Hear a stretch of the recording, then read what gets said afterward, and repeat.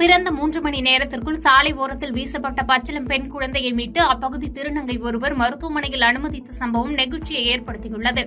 செங்கல்பட்டு மாவட்டம் மதுராந்தகம் அருகே உள்ள ஆத்தூர் சுங்குச்சாவடி திருச்சி சென்னை மார்க்கமாக செல்லும் சாலை ஓரத்தில் பச்சிளம் பெண் குழந்தை ஒன்று கிடந்துள்ளது. சுங்குச்சாவடி அருகே நின்றிருந்த திருநங்கை ஒருவர் சாலை ஓரத்தில் குழந்தை அழுகிற சத்தம் கேட்டு அங்கு சென்று பார்த்தபோது அங்கு பச்சிளம் பெண் குழந்தை கிடந்ததைக் கண்டு அதிர்ச்சியடைந்தார். பின்னர் 108 ஆம்புலன்ஸ் உதவியுடன் சிகிச்சைக்காக செங்கல்பட்டு மருத்துவமனைக்கு பச்சிளம் குழந்தையை அனுப்பி வைத்தார். மேலும் இதுகுறித்து அச்சரம்பாக்கம் போலீசார் விசாரணை மேற்கொண்டு வருகின்றனர்.